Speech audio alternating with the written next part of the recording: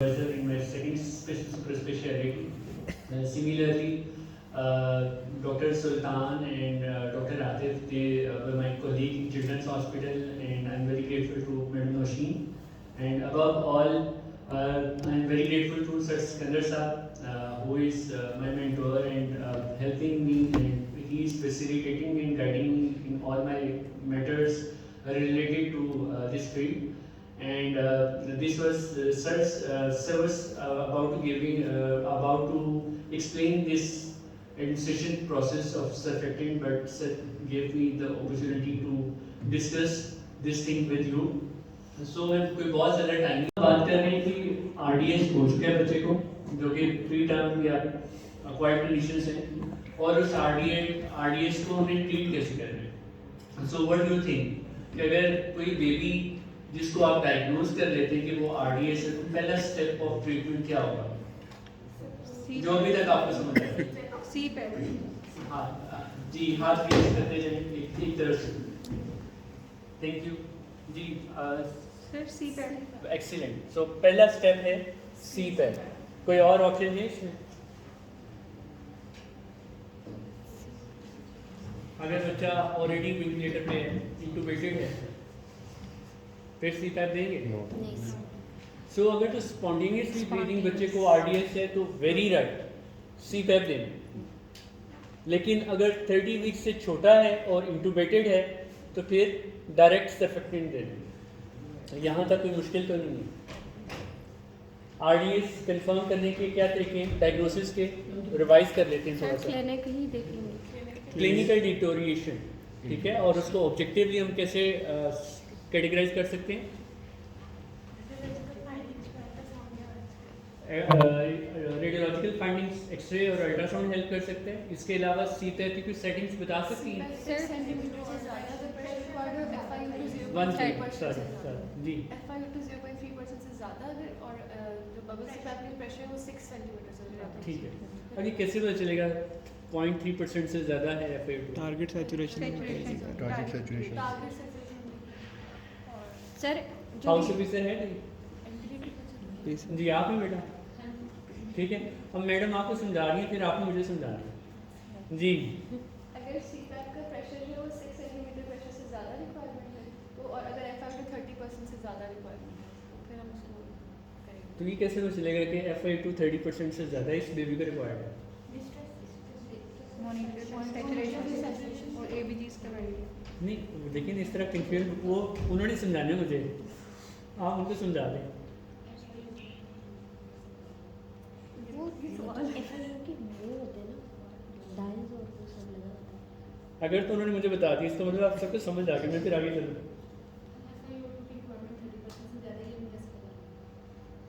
क्योंकि उसके साथ FiO2 के लिए लगे होते हैं, डायल्स होते हैं, और साथ में सैचुरेशन भी मॉनिटर करते हैं. अगर टारगेट 90 to 94 सैचुरेशन अचीव हो रही है, हम FiO2 को भी देखते जाएंगे ना साथ साथ. FiO2 कितनी है, अगर नहीं अचीव हो रही है और हम बढ़ाते जा रहे हैं, उसके साथ हम जो ऑक्सीजन देते हैं वो लीटर्स में होते हैं. वो उसके साथ में उसकी वो कैलिब्रेटेड होता है ना बच्चों के लिए रहते हैं वो 2 लीटर्स तक मैक्सिमम स्टार्ट होते हैं, और प्रेशर जो है ना वो हम 5 सेंटीमीटर या मैक्सिमम 6 सेंटीमीटर. कैलिब्रेशन होती है ना FiO2 की. सर जैसे मैम ने बताया था अभी कि 2 आवर्स के ऊपर एक टारगेट सैचुरेशन होती है 90 to 94% के राउंड जो हमने अचीव करनी होती है. अगर हम CPAP लगा के रखा हो और हमें वो टारगेट सैचुरेशन 2 आवर्स में ना अचीव हो रही हो, तो सर हम उसको प्रेशर हमें बढ़ाने पड़ सकते हैं. तो अगर हमें प्रेशर बढ़ाने पड़ रहे हैं मोर देन 6, तो तब हमें पता चल जाएगा कि नहीं ये बच्चा डिटेरिएट कर रहा है and he might need mechanical ventilation और सर. अब मैं एक दफ़ा दोबारा एक्सप्लेन करता हूँ और फिर आपने बेटा बताना है. अगर नहीं आया तो फिर कोशिश करेंगे कि सर एक्सप्लेन कर देंगे. ये हो सकता है ये जो रेस्पिरेटरी डिस्ट्रेस है ना, RDS वाला बच्चा, उसकी टारगेट सिचुएशन को नहीं बोलना. टारगेट सिचुएशन हमने कितनी रखनी है? 94%. 92 to 94%. अगर बच्चा जो आपका RDS है और आपने CPAP लगाया, सपोजिटली आपने उसको FiO2 21 से शुरू की, वो नहीं मेंटेन कर रहा था, उसकी 90% से नीचे रह रही थी, आप FiO2 बढ़ाते जाओगे 5 करके, आप 25 कर देंगे, फिर भी वो मेंटेन नहीं कर रहा, आप 30 पे चले जाओ. और फिर भी अगर वो मेंटेन नहीं करता है तो इसका मतलब है आपको 30 से अबव जाना पड़ेगा। और प्रेशर जो है वो डिस्टेंस के हिसाब से बढ़ाते हैं, 1 करके बढ़ा सकते हैं जब तक इसका डिस्टेंस स्टेबल नहीं होता, लेकिन टारगेट सेचुरेशन हमें FiO2 का बताएगी। यहाँ तक मुश्किल तो नहीं है। जो आप कन्फ्यूजन थी ना कि हमारे पास तो फ्लो मीटर है, हमें पता ही नहीं है कि हमने FiO2 कैसे एडजस्ट करनी है CPAP के ऊपर, कोई PGR इसका जवाब दे। टारगेट सेलिब्रेशन कोई क्या हम वहाँ देखते रहेंगे वो डिग्री वो तो हो गया ना कि ये हमें पता चल गया कि हमने पल्स ऑक्स लगाया हुआ है, उस पर सेचुरेशन को 90 और 95 के दरमियान रखनी है, लेकिन जो एयर इंस्पायर्ड एयर है उसकी ऑक्सीजन कितने % रखनी है वो कैसे सेट करेंगे CPAP के ऊपर। आपके पास CPAP मशीन कौन सी वाली है? बबल सीपैप, एक होता है जो मैनुअल खुद बनाते हैं, बबल सीपैप, एक होता है डेजिग्नेटेड मशीन है बबल सेट, ठीक है। सो बेटा मैनुअल वाले में ये है कि आप एक तरफ एयर ले लो, एयर के ऊपर भी फ्लो मीटर लगा लो और एक तरफ ऑक्सीजन दे दो, दोनों को कंबाइन करके आप दो तो फिर आप FiO2 कैलकुलेट कर सकते हैं। अगर प्योर ऑक्सीजन दे रहे होंगे तो फिर नहीं कैलकुलेट कर सकते, ठीक है ना। एयर ऑक्सीजन अगर ब्लेंडर नहीं है ना, आप मैनुअली भी दोनों को मिला के कैलकुलेट कर सकते हैं। एक ट्यूब एयर की तरफ से आ रही है, एक ऑक्सीजन की तरफ से आ रही है, दोनों का फ्लो आपने रखा है 1 लीटर रिज्यूम करते हैं, ठीक है। 2 लीटर दोनों का रखा हुआ है, 2 लीटर एयर है, 2 लीटर 4 लीटर 4 टोटल जा रहा है। हाँ, दोनों की तरफ जा रहा है 4 लीटर। जो ऑक्सीजन है उसमें कितने % ऑक्सीजन है? 21%। ऑक्सीजन में जो हम ऑक्सीजन वाला दे रहे हैं प्योर ऑक्सीजन वाला 100% होगी, 100% होती है इसमें। और जो एयर है उसमें कितने % है? 21%। ठीक है, तो 21 और हम एयर दे रहे हैं 2 लीटर, 21 × 2 कितना हो गया? 42। 40 और 100 × 2 कितना हो गया? 200। तो टोटल कितनी होगी ये वो oxygen? 240 divided by 4, 4 litre flow था, ये FiO2 ये FiO2, ठीक है। तो ये आप कर सकते हैं अपने भी सेटिंग्स में, उसमें एयर वाले के साथ आपको वो करना पड़ेगा, ठीक है। मुश्किल तो नहीं लगी ये बात, यहाँ तक समझ आ गया? सो ये जो आपने बात की है वो ठीक है, और जहाँ ये ना हो वो वर्क ऑफ ब्रीदिंग और बाकी चीज़ों को भी आप देख सकते हैं। ये वो चीज़ें जो मैडम ऑलरेडी आपसे डिस्कस कर चुकी हुई हैं, इसमें कोई चीज़ पूछने वाली बताने वाली नहीं है। आगे चले, आप में से कितने लोगों ने सर्फेक्टेंट बेबी को दिया हुआ है? 1 2 3 4 5, ठीक है। सो आउट ऑफ 8 PGRs कितने बैठे हैं? अच्छा, ठीक है। सो 5 लोगों ने दिया। अपना पर्सनल एक्सपीरियंस बता दें आपने कैसे दिया हुआ है। सर इंट्यूबेट करके एंडोट्रेकियल ट्यूब से NG पास करके मेजर करके फिर ठीक है। 200 mg के जी। और कितनी देर इंट्यूबेटेड रखा बच्चे को? सर फॉरेन एक्सटूबेट कर दिया था। किसी में कोई मैकेनिकल वेंटिलेशन अगर अर्जेंट ज़रूरत पड़ जाए तो उसमें इंट्यूबेशन के दौरान ही दिया, और अगर कोई नहीं है तो उसको फ़ौरन ही एक्सट्यूबेट करके दे के सैचुरेशन। तो ये जो इंट्यूबेशन, सर्फेक्टेंट एडमिनिस्ट्रेशन और एक्सट्यूबेशन है, इस टेक्निक को क्या बोलते हैं जो आप करते हैं? ठीक है, वो इंश्योर है। ये सर्फेक्टेंट की कंपोजिशन सारों को पता है। तो टेक्निक से पहले थोड़ा सा सर्फेक्टेंट को डिस्कस कर लेते हैं, फिर इंश्योर्ड और जो मिनिमली इन्वेसिव टेक्निक्स है उसका देख लेते हैं। तो आपको सर्फेक्टेंट देने से पहले क्या क्या चीज़ें होनी चाहिए? Aseptic measure, aseptic measures, intubation का सामान, NGT, बिल्कुल। ये क्या है? Suction equipment. Before giving surfactant आप सक्शन करते हैं, आफ्टर गिविंग सर्फेक्टेंट सक्शन नहीं करते।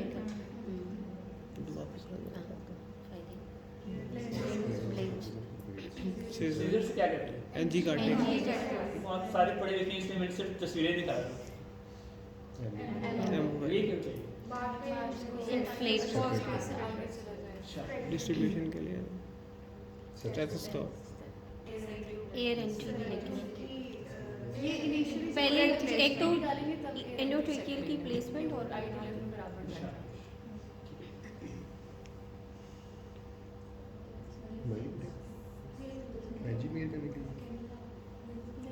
फिक्स करने के लिए बस एक भी कहना है अगेन हम रिसोर्स लिमिटेड सेटिंग्स में रहते हैं, हर चीज़ आइडियल नहीं होती लेकिन पता होनी चाहिए। ठीक है, ये मेरिंग टेप है। ईटीडी कितनी इंसर्ट करनी होती है, कितनी लेंथ में इंसर्ट करते हैं किसी भी न्यू रेट के? 6 to मैं 9 न्यू रेट की बात कर रहा हूँ। 6 to 9 centimetre. 6 plus weight of the baby. This is one formula. Other formula is nasal tragus length plus 1. ये जो ऊपर कर रहे हैं ना, ये नाक से कान तक मेजर कर रहे हैं। Nasal tragus length plus 1. This is the other formula. ठीक है, जो भी आपको इजी लगे। तो this is insertion depth of endotracheal tube. अगर 28 kg विथ से कम या 1 kg से कम हो तो 2.5 की ईटीडी आप डालते हो। 34 वीक्स या 2 kg से कम हो तो कितनी डालते हैं? 3। और इससे ऊपर हो तो 3.5। ठीक है, मुश्किल तो नहीं है। और ये क्या है? ये है ईटीडी होल्डर, ताकि ईटीडी डिस्प्लेस ना हो। ठीक है, लेकिन हर जगह नहीं है तो आपके पास जो भी तरीका है उससे आप उसको प्रॉपरली फिट करें ताकि वो डिस्प्लेस ना हो।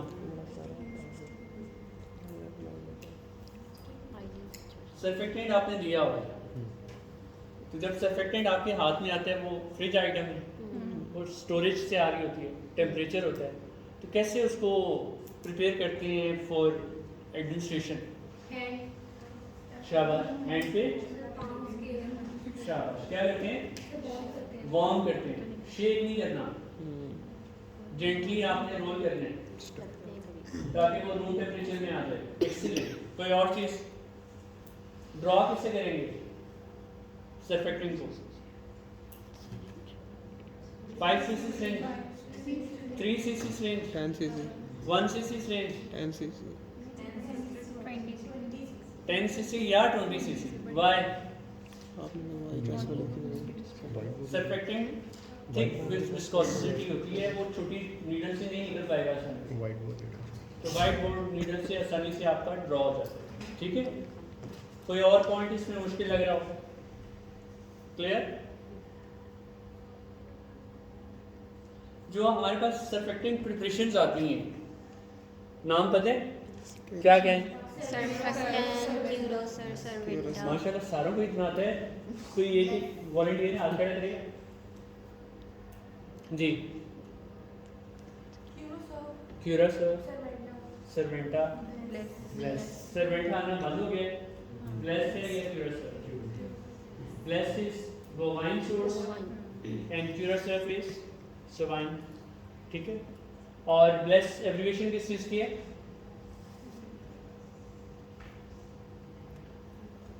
Bovine lung extract surfactant. ठीक है, मुश्किल तो नहीं लगा? और सिंथेटिक भी अवेलेबल हैं बट वो लेस इफेक्टिव है, हमारे पास अवेलेबल नहीं है। डोसेज आपको पता है? Yes sir, 100 to 200 mg per kg। ठीक है, और हम इनिशियली जो सर्फेक्टेंट क्यूरोसर्व देते हैं वो 200 mg per kg से देते हैं। वेरी नाइस, बहुत अच्छे। और ब्लिस की क्या डोज होगी?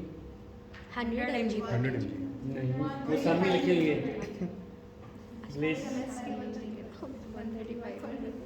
सर्वेंटा की है 100, ब्लिस की 135। अब ये कैसे पता चलेगा कि बच्चे को हमने सर्फेक्टेंट देना है, डोज ही कैलकुलेट करना शुरू हो जाए? नहीं तो 200 mg per kg उसके वेट से फौरन ही निकल आएगी। वाइल पर केजी क्या है? ये ट्रिक बता रहा हूँ आपको।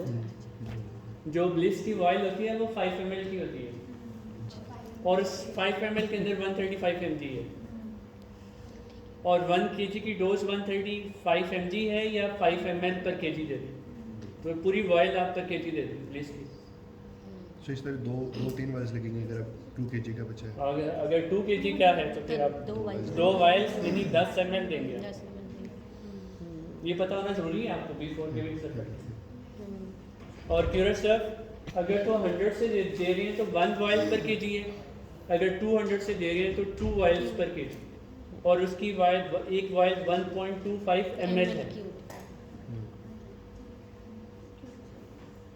हाउस ऑफिसर्स किसी को बात मुश्किल लगी हो अभी तक? जी बेटा, क्यूरोसर्फ का जो वॉल्यूम होता है ना पर वाइल, वो 1.25 ml है, विच इज़ 100 ml, और पर वाइल का मैंने आपको बताया था अगर 100 से दे रहे हो मिनिमम 2 से तो वो पर केजी है, और अगर 200 से दे रहे हो तो 2 वाइल्स पर केजी। यहाँ तक कोई मुश्किल? Everyone clear? सो ये हमने प्रिपरेशन कर ली है। इसमें करने से पहले हमारा पूरी टीम रेडी हो, monitoring gadgets, staff nurse, doctor, baby को क्लोजली मॉनिटर करना है before, during and even after procedure के बाद मेरे जितने भी टीचर्स हैं सारों का कीनली कहना है कि आप घंटा 2 घंटे ऊपर खड़े रहें, हिले नहीं, क्योंकि लंग डायनामिक्स फ़ौरन से बहुत रैपिडली चेंज होंगे, कंप्लाइंस बहुत बेहतर हो जाएगी। तो उस हिसाब से आपने वेंटिलेशन को एडजस्ट करना होगा, मिनट टू मिनट एडजस्टमेंट चलेगी, इसलिए इसको छोड़ना नहीं है बच्चों, ठीक है। और मॉनिटरिंग के लिए कैसे कैसे कर सकते हैं आप, ये नज़र आ रहा है सारों को? अगर एंडोट्रेकियल ट्यूब डाली है तो आपको पता हो कि वो सही जगह डली है और प्रॉपर लेंथ के साथ है, बायलैटरल एयर एंट्री इक्वल है। इसी तरह आप वेंटिलेटरी सेटिंग्स का before, during and after adjust करेंगे, FL2 को मॉनिटर करेंगे, ऑक्सीजन टारगेट सेचुरेशन को देखते रहेंगे, बेबी के वाइटल्स को देखेंगे, उसकी चेस्ट मूवमेंट्स को देखेंगे, और ब्रेथ साउंड्स प्रॉपर आ रही हो, जहाँ ज़रूरत हो चेस्ट रेडियोग्राफ्स भी कराएंगे, गैस भी कराएंगे। कोई इसमें ये रूटीन वर्क है, आप सारे करते हैं, कोई न्यू बात नहीं है इसमें। जो आप में से काफ़ी PGRs ऑलरेडी कर रहे हैं, ये बस उसकी ब्रीफ डिस्कशन है, इसको इंश्योर टेक्निक बोलते हैं, रिलेटिवली इजी है, इसमें लेस एक्सपर्टी चाहिए लेकिन पता होना चाहिए कि कैसे करते हैं। तो इसमें थोड़ा सा अगर मैं इसको सम अप करूं, ये इंट्रोडक्शन हेड है, किस तरह करते हैं आपने इसको बताएगा, ये करना चाहेगा? ये हेड पर अभी आप सारों ने करनी है। इस पर आपका लिंगोस्कोप फंक्शनल है, आपका एम्बोबैग फंक्शनल है, आपके पास एंडोट्रेकियल ट्यूब है अप्रोप्रिएट साइज की, अंडर हाइजेनिक मेजर्स। और अगर अंडर हाइजेनिक मेजर्स मतलब यहाँ पे तो हम उसको नहीं डिस्कस कर रहे, पता होना चाहिए आपको।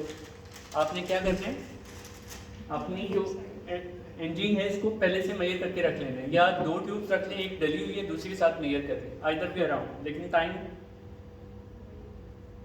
वेस्ट हो। तो इसमें एनजी डाल के कितनी एनजी इन करनी होती है और कब काटते हैं आप, ये आपकी मर्जी, आप इसको होल्ड कर लें या आपका मार्कर या आप पूरे अंदर करके मार्क कर लें, आपको पता हो बाद में जब सरफेक्टेंट दे रहे होंगे तो उधर ही होल्ड कर लें, ठीक है। मैं यूजली यहाँ पे रख लेता हूँ पकड़ने में सामने। अब जो फालतू टिप है उसको आप सीजर से काट लेते हैं, ठीक है। कोई मुश्किल बात तो नहीं इसमें, किसी को कोई मुश्किल बात लगी है तो बता दो। एक रूल ये है कि जो एनजी है वो एंडोट्रेकियल ट्यूब के डबल साइज तक अंदर जा सकती है। मेरे पास CTD है 3 नंबर की, इसमें 8 नंबर की एनजी जाएगी? नहीं जाएगी। 6 या उससे कम साइज जा सकता है, उससे ऊपर नहीं जा सकता। जब भी एनजी मंगवाएं ये चीज़ ख्याल रख लीजिएगा, कोई मुश्किल तो नहीं है, ठीक है। सो आपने एनजी से कर लिया, आपके पास 10 cc सिरिंज है जो कि प्री फिल्ड है, ये न्यूज़ से ऑलरेडी प्री फिल्ड है,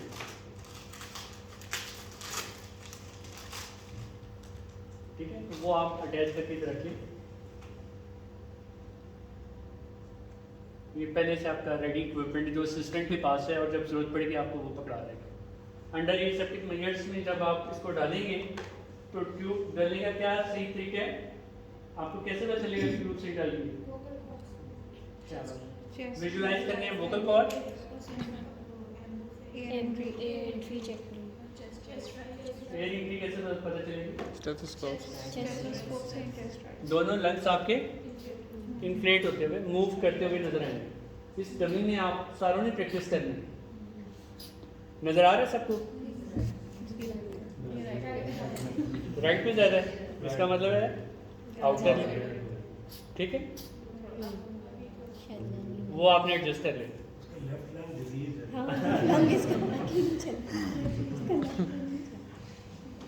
सो बच्चों, ये जब आपके पास सर्फेक्टेंट है, ट्यूब डली हुई है, बच्चे को आप वेंटिलेट कर रहे हैं, तो ये डालते हुए कितना टाइम लगाएंगे सर्फेक्टेंट देने में? 2 minute. Time 2 minute. 2 minutes. 2 minutes. 1 minute. 1 minute. कोई नहीं टाइम जी। कितनी जल्दी हो जाए। 2 मिनट्स। अगर बहुत एक्सपर्ट तो 30 सेकंड्स में। अच्छा, बच्चे का वजन है 3 किलो, दे रहे हैं आप लेस, कितना बनेगा? 15 ml, 20 cc रेंज है, और आप 30 सेकंड्स में दे रहे हैं। सो ये वेरिएबल है, डिबेटेबल है। कुछ स्टडीज कहती हैं कि 90 सेकंड्स मिनिमम है, बट 3 से 5 मिनट भी आप दे सकते हैं। जहां वॉल्यूम ज़्यादा हो, स्मॉल एलिक्विड्स में दे सकते हैं। आपने टारगेट सेचुरेशन देखते रहना है। आपने एलिक्विड दे दिया, आपको लगा बच्चा डिसैच हो गया, ये निकाल लो, थोड़ा एम्ब्लू कर लो, फिर दोबारा दे दो। मुश्किल तो नहीं लगी ये बात? Everyone clear? और अगेन वही बात है, we are resource limited, working resource limited settings. वरना इसके लिए वाई टाइप भी आता है, जिसमें एक साइड से एम्बो बैगिंग हो रही होती है, दूसरी साइड से आप स्लोली एंड ग्रेजुअली दे रहे होते हैं। तो वो असम्बली हर जगह अवेलेबल नहीं है, तो हमें अपनी रिसोर्स लिमिटेड सेटिंग्स में इसको देना आना चाहिए। ठीक है? सो आपने 3 से 5 मिनट में सर्फेक्टेंट दे दिया, फिर क्या करना है उसके बाद? बच्चा सीधा लेटा हुआ है, मैं अब उल्टा सीधा करूँ, लेफ्ट राइट करूँ, क्या करूँ? उसी तरह ही लेटा रहेंगे। रेम्बो करूँ, सॉरी मैं भूल गया। अच्छा, वो कर किया, फिर और पोजीशन चेंज करेंगे ताकि सारे क्वाड्रेंट में जाए। जी, कोई और कहना चाहे कुछ? बिठाएंगे। नहीं, पोजीशन चेंज करनी है। अगर आपकी ट्यूब सही डली हुई है, स्पाइन रखना है, सीधा रखना है। लेफ्ट राइट, उल्टा सीधा, ऊपर नीचे कुछ करने की जरूरत नहीं है। ट्यूब अगर अप्रोप्रिएट है तो वो इक्वली डिस्ट्रीब्यूट हो जाएगा। Everyone clear? सो बच्चा वेंटिलेट कर रहा है, वो खुद से सांस ले रहा है, पिंक है, एक्टिव है, सांस ले रहा है, फाइट कर रहा है। अब मैं क्या करूँ? एक्सट्यूबेट कर। सो ये क्या हो गया आपका? इंश्योर। कोई इंश्योर की टेक्निक में मुश्किल लगी हो बात। और इसका फ़ायदा ये पहले होता ये था कि लोग 2-2, 3-3 दिन भी डालते थे, हमारे जो बड़े थे, क्योंकि तब लिटरेचर फर्क था। फिर बाद में इंश्योर आया, अब इंश्योर से भी आगे की चीज़ें आ गई। तो ये कन्वेंशनल मेथड से जो इंश्योर है वो आपका जो है नीड फॉर मैकेनिकल वेंटिलेशन की ड्यूरेशन कम करता है, ब्रोंकोपल्मोनरी डिस्प्लेजिया कम करता है, इससे रिलेटेड कॉम्प्लिकेशंस, एयर लीक्स या बाकी चीज़ें उसको कम करता है। तो इसलिए ये ज़रूर हर किसी को आना चाहिए। इवन हाउस सर्विसेज भी कर सकते हैं, जिनको एंडोट्रेकियल ट्यूब आती है, इससे ज़्यादा मुश्किल काम नहीं है, बाकी सारा वो कर लेंगे। सो जो इससे लेटेस्ट, जैसे मैंने बताया था, प्रेफर्ड मेथड क्या है आजकल जो जिसमें ज़्यादा बात हो रही है? जी, less invasive surfactant administration, LISA, LISA, LISA. ठीक है? आपको दो नाम सारे को नजर आ रही है? लीसा लिखा हुआ है, दूसरा लिखा हुआ है मिस्ट। ठीक है, MIST, मिस्ट। तो लीसा और मिस्ट में क्या फ़र्क है? Minimum invasive surfactant. सर अगर मैं ज़्यादा स्लो हूँ तो मैं जल्दी कर लूँगा, ठीक है? क्या फ़र्क है दोनों में? लीसा में हम इन्वेसिव। ये दोनों टेक्निक्स वो हैं जिसमें हम एंडोट्रेकियल ट्यूब नहीं डाल रहे, जिसमें बच्चा खुद से सांस ले रहा है, बच्चे की नॉर्मल ब्रीदिंग, वो CPAP उसको लगा हुआ है, हमने CPAP भी नहीं उतारा। सो वो CPAP लगा हुआ बेबी है जिसको एंडोट्रेकियल ट्यूब की जरूरत नहीं है, आप वोकल कॉर्ड्स बाईपास नहीं कर रहे, वो खुद से सांस ले रहे हैं, और एक थिन कैथेटर से आप उसके ट्रेकिया के अंदर रख के सर्फेक्टेंट दे रहे हैं। दिस इज आइदर लीसा और मिस्ट।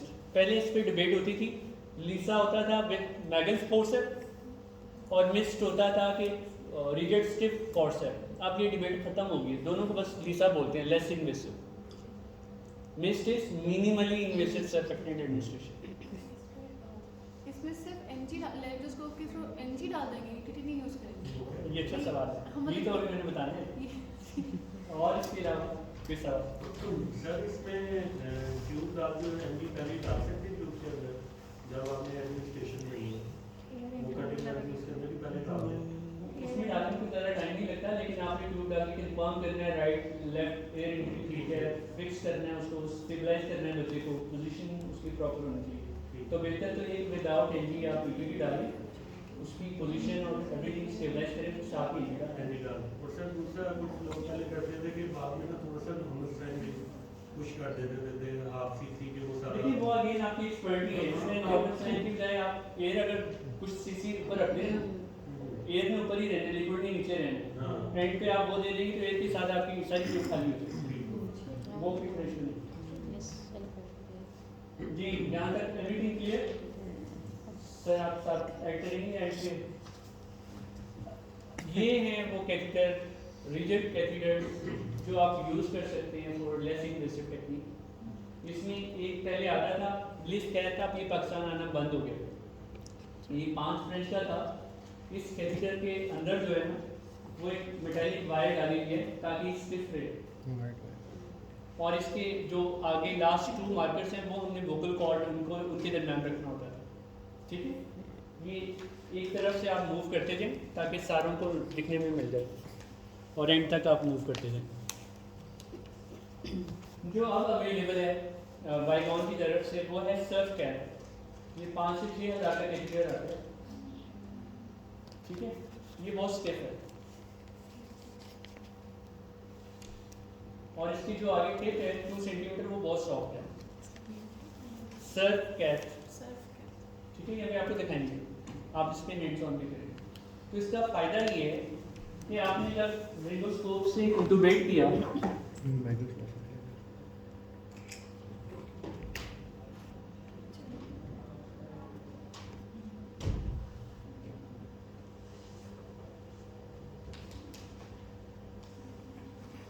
जस्ट वोकल कॉर्ड्स के आगे ब्लैक पार्ट करें, उसके बाद इसको होल्ड कर लें, नीडल आपकी स्लीव इसके साथ पीछे अटैच है, वी आर रिज्यूमिंग। तो जब इसको होल्ड कर लेते हैं तो जितना मर्जी टाइम लेके आप सर्फेक्टेंट दें, बच्चा अपनी सांस पे ले रहा है, उसके नाक से उसको सीपैप मिल रहा है, बच्चा अपनी सांसों पे है।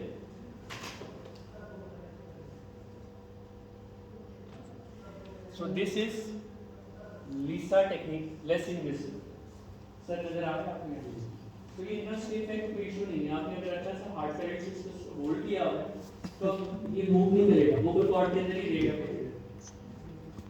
और आप आराम से सर्फेक्टेंट 90 to few minutes में स्मॉल एलिक्विड में वॉल्यूम ज़्यादा दे सकते हैं। इससे एयर एंट्री पे कैसे कंट्रोल एयर एंट्री की जरूरत नहीं, बच्चा खुद से सांस ले रहा है, सीपैप लगा हुआ है, आपने वोकल कॉर्ड्स के आगे रख के छोड़ देना, वो खुद ही दोनों लंग्स में स्पाइन लेटा हुआ बच्चा है स्प्रेड करेगा। इसमें डिस्प्लेसमेंट से क्या दो सवाल आ रहे हैं, सॉरी। सर इसमें उसमें तो आपको जब आप डालते हो तो एम्पू करना होता है। इसमें मैं दोबारा बता रहा हूँ, अगेन जो कंफ्यूजन हो रही है वो ये हो रही है कि हम इतने एक्सपर्ट हैं कि हो सकता है हम तो सारा एक लंग में दे दें, ये परेशानी आ रही है ना सारों को, ठीक है। इन सिंपल टर्म्स बेटा इसमें आपको वोकल कॉर्ड जो नज़र आ रहे हैं डिपेंड्स ऑन योर एक्सपर्टीज, ये आपकी फेस पे नहीं करना चाहिए। पहले इंश्योर करके अपने आप को पक्का करें, ट्यूब स्टार डाल के अपने आप को एक्सपर्ट करें। It's not for beginners, it depends on expertise. इतनी एक्सपर्टी हो कि जब आप ट्यूब डाल रहे हैं तो आपको पता है कि आपके वोकल कॉर्ड इस जगह पे पड़े हुए हैं। जब दोनों वोकल कॉर्ड इस जगह पे अगर पड़े हुए हैं फिर आप इसको इधर से होल्ड कर लोगे तो ये लूज नहीं होगा। It all depends on expertise. और उससे पहले बार बार ट्यूब ड्रिलिंग में वोकल कॉर्ड्स के आगे इसको रख के होल्ड कर लेने की। सर जब हम दूसरा वाला मेथड यूज करते हैं तो उसमें हम एम्बो बैग एक दफा सारी वो एम्बो बैग भी यूज कर रहे हैं। स्प्रेड से यूज करना हमने बच्चे को बाईपास किया हुआ है, अपनी एफर्ट्स को बाईपास किया हुआ है, हम खुद से मैनुअली कर रहे हैं सारे। लेकिन अगर इसको सारा कुछ बच्चा खुद कर रहा है। You are just holding ओजी की तरह पास near vocal cords. तो आपने क्यों करना कुछ और? लेकिन ये न्यूरो टेक्निक है, हर बच्चे पे डे 1 पे नहीं करनी चाहिए, डिपेंड ऑन एक्सपर्ट। ठीक है, बाकी सारे एडमिनिस्ट्रेशन में ऐड कर देंगे चीज़ें। I hope I answer your questions. ठीक है, अभी कैथेड्रल मूव कर रहा हूँ, ये वाला कैथेड्रल इधर पहुँच गया।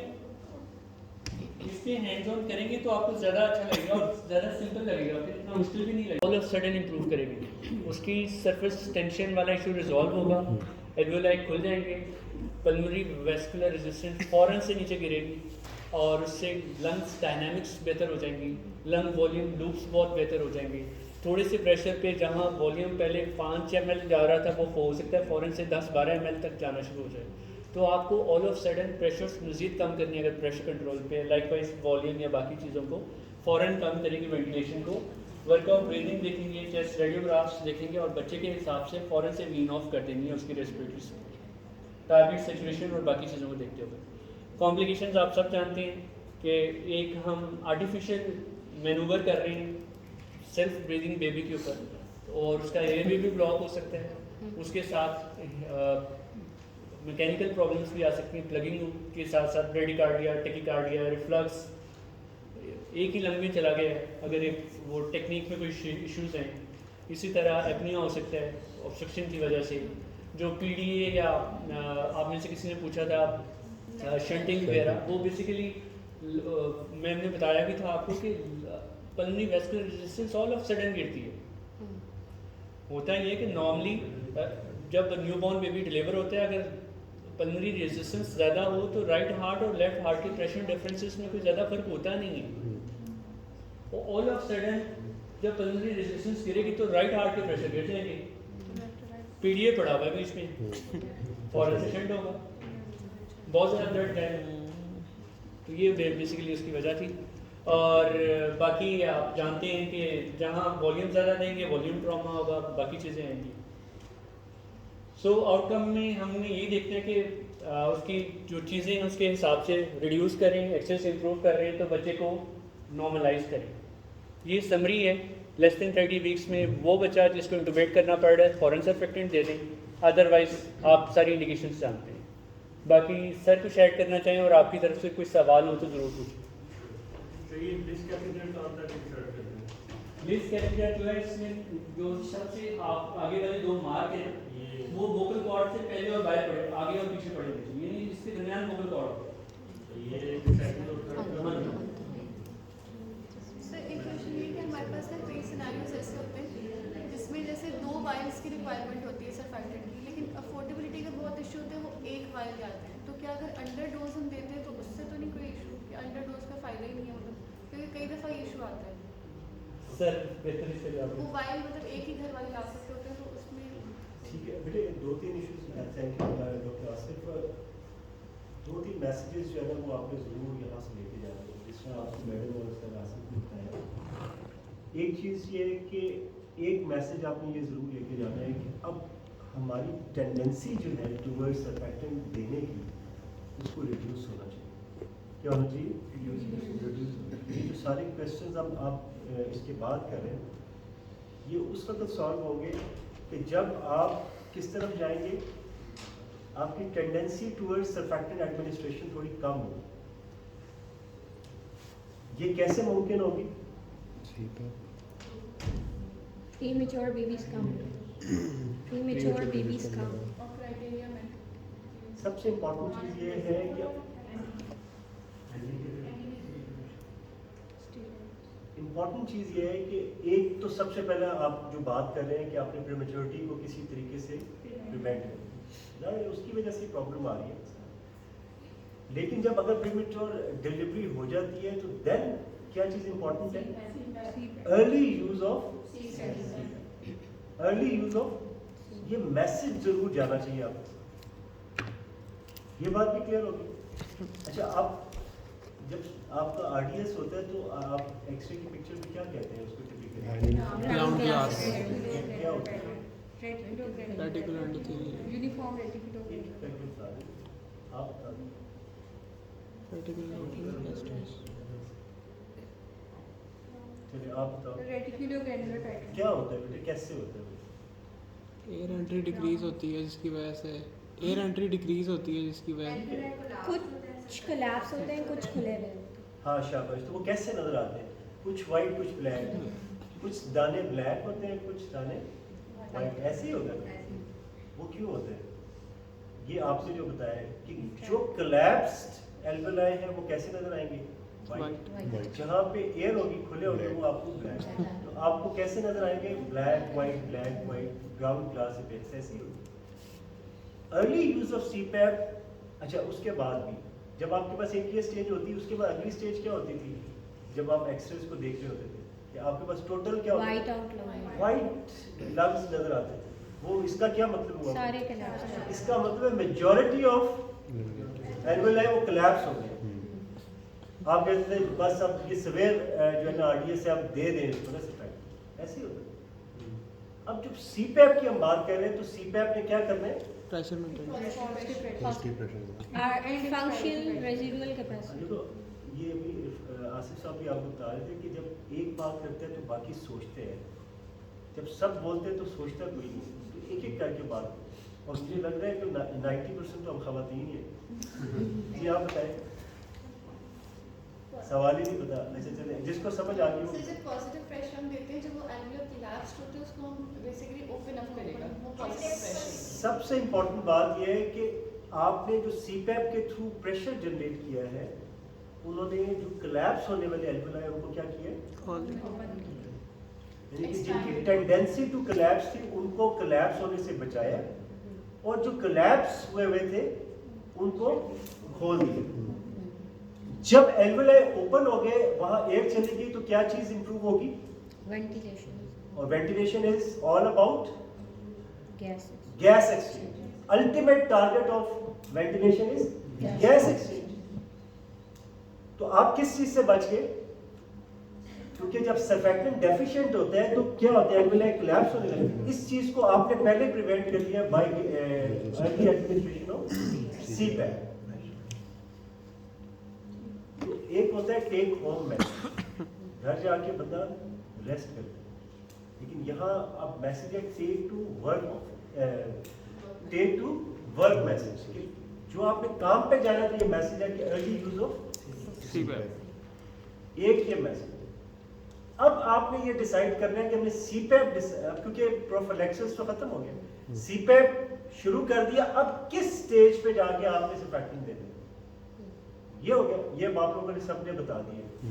एचओएस ने सिर्फ को रिवाइज करना चाहे तो अगर सीपैप अब आपने दे दिया, आपने सर्फैक्टेंट नहीं दिया, आपने सीपैप दिया, लेकिन सीपैप की भी तो लिमिट होगी ना। वो क्या थी? 30% FiO2, 6 से ज्यादा का प्रेशर। जब जरूरत है तब क्या होगा? आपने सर्फैक्टेंट की तरफ जा सकते। ये भी बात क्लियर होगी। अब आ जाती है बात इस सर्फैक्टेंट एडमिनिस्ट्रेशन की टेक्निक की, जो दो आपने बताई।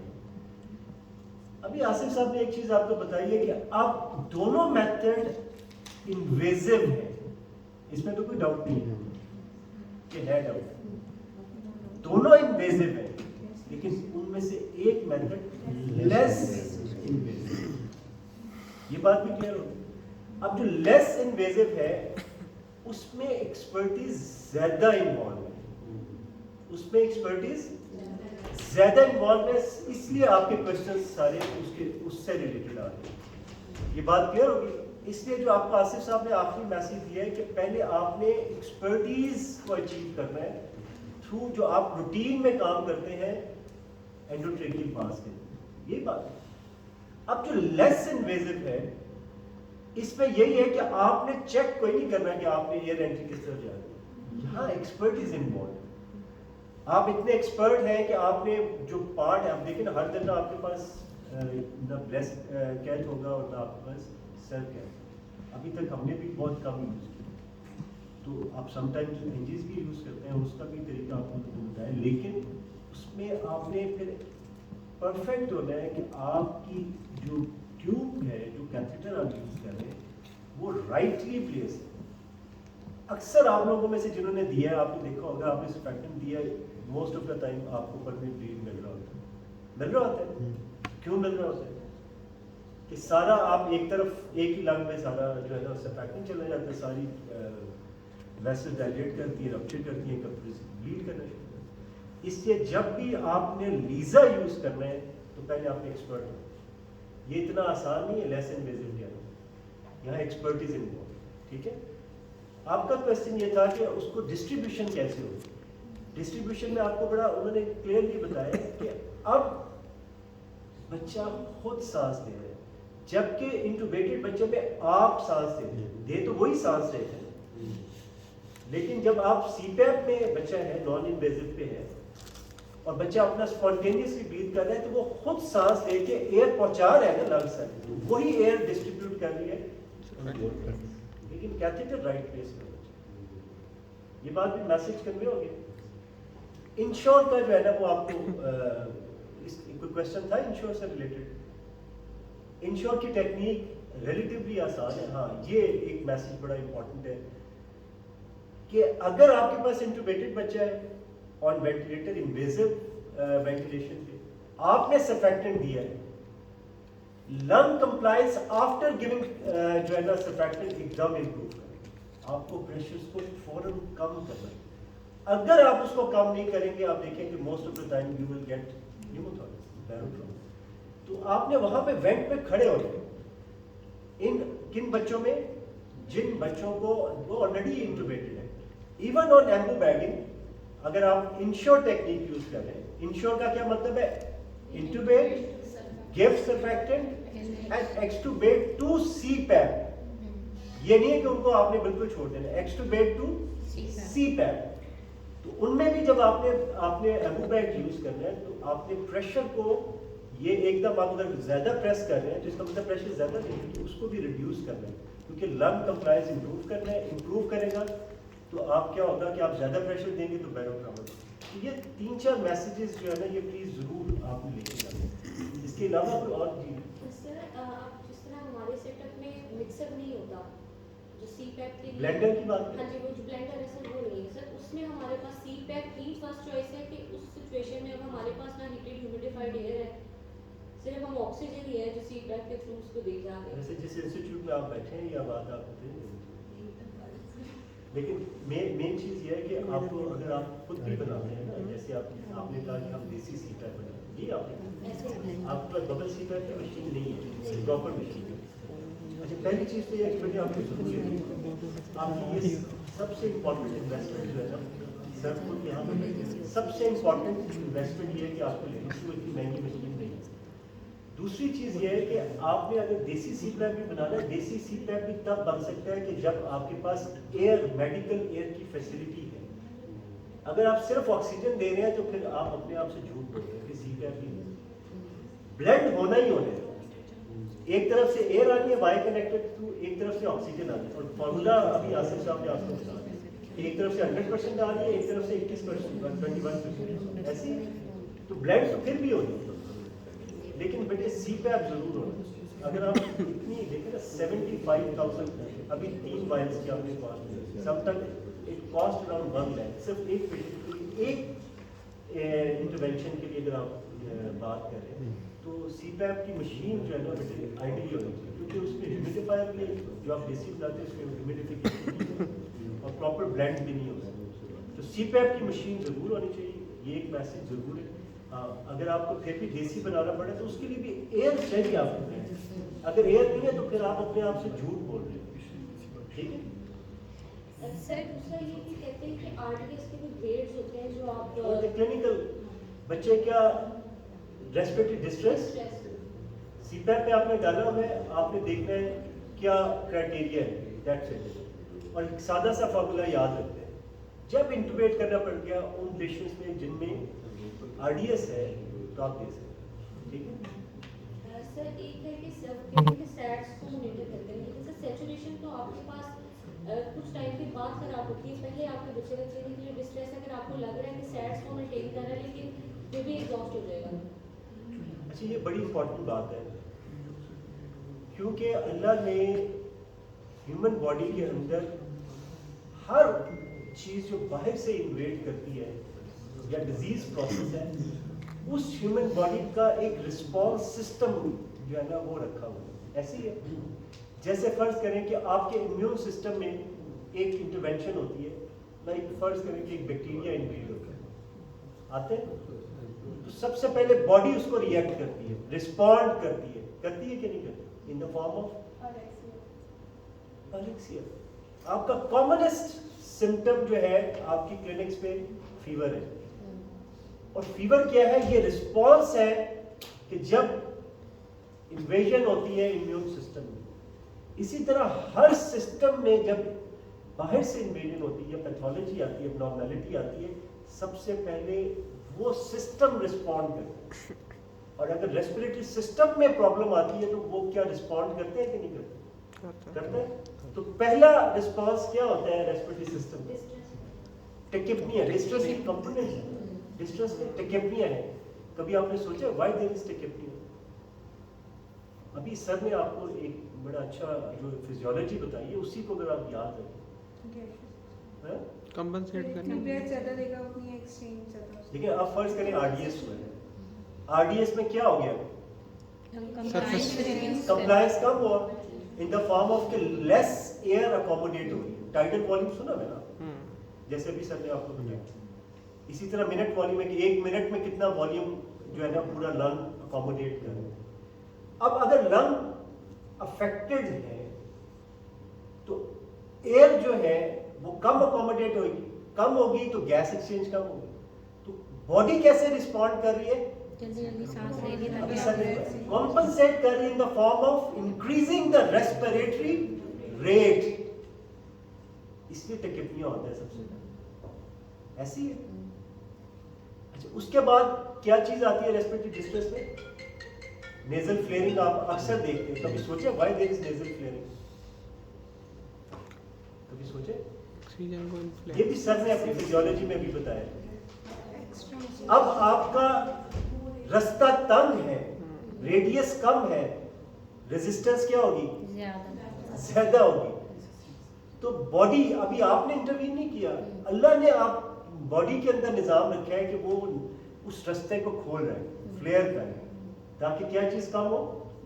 रेजिस्टेंस कम हो। रेजिस्टेंस कम होगी तो मोर एयर आपकी लंग्स में जाएगी और गैस एक्सचेंज करेगी। फिर अभी अभी अभी आपने बताया तीसरा कंपोनेंट क्या होता है डिस्ट्रेस का? रिसेशंस। कभी सोचे व्हाई देयर आर रिसेशंस? कभी सोचे? अभी एक मसल है जो कि डायफ्राम है। जितना डायफ्राम कॉन्ट्रैक्ट करता है वो फ्लैट होता है, उतनी एयर सक करता है एटमॉस्फेयर से। ऐसी है। अभी आपने तो नहीं इंटरवीन किया, बॉडी खुद रिएक्ट करे। अब न्यूबॉर्न्स में एक बड़ा कॉमनेस्ट साइन होता है जो कि रेस्पिरेटरी डिस्ट्रेस का होता है, grunting. Why there is grunting? Epiglottis. Why there is grunting? सबसे पहले तो ग्रंट क्या होता है? पार्शली जो है वो Partially एपिग्लॉटिस ताकि फंक्शनल रेजिडुअल केमिस्ट्री जो है उसकी वो इंक्रीज हो जाए। तो पहली चीज क्या है कि किस फेज में होता है? इंस्पायरेटरी या एक्सपायरेटरी? ड्यूरिंग एक्सपायरेशन, जब लंग से एयर बाहर जा रही होती है, आपके वोकल कॉर्ड्स नैरो हो रहे हैं और वो उस एयर को क्या कह रहे हैं कि ठहर जाओ। वो एयर लंग्स में ठहरेगी और आपके एल्वोलाई एक्सपैंडेड रहेंगे। मोर air is available for gas. और ग्रंटिंग इज द प्रिंसिपल जिसकी बेसिस पे सीपैप इन्वेंट हुई। आपने तो नहीं इंटरवीन किया, तो बॉडी अब खुद रिस्पॉन्ड कर रही है जो प्रॉब्लम आई है आपके लंग्स में। ऐसी है। और क्या ये साइंस आपको पता चल रहे हैं? अभी आपने तो इंटरवीन नहीं किया, लेकिन बॉडी बता रही है कि मेरे लंग्स में प्रॉब्लम है। तो उसका भी तो कोई थ्रेशोल्ड होगा कि नहीं होगा?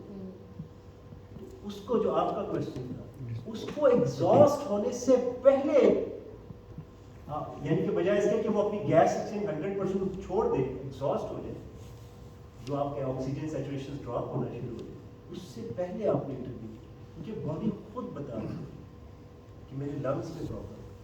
वो आपको इंटरवेंशन क्या बताई गई है? कि early use of CPAP. Answer is early use of CPAP before developing कि आप इस स्टेज पे पहुंच जाए जब गैस एक्सचेंज कॉम्प्रोमाइज हो. Is that clear? थोड़ा सा लंबा मेरा आंसर हो गया, लेकिन बेटी जो सर क्या ये आपकी बेस बनाई है ना, एक्चुअली जब तक आप बेसिक्स नहीं ना पढ़ता होंगे आप तब तक आप नहीं चल सकते. और मैडम ने भी जिस तरह बड़ा इसको एक्नॉलेज किया है कि हमें पहले बेसिक्स पता होगी, नॉर्मल पता होगा तो एबनॉर्मल का पता होगा. Anything else?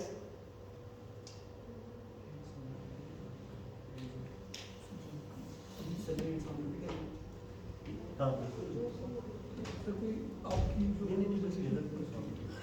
अभी हैंड्स ऑन सारे ग्रुप्स में करना चाहेंगे या इकट्ठे करना चाहेंगे? डमी मैंने क्या नहीं किया हमारे पास, जिस तरह आप सजेस्ट करते हैं.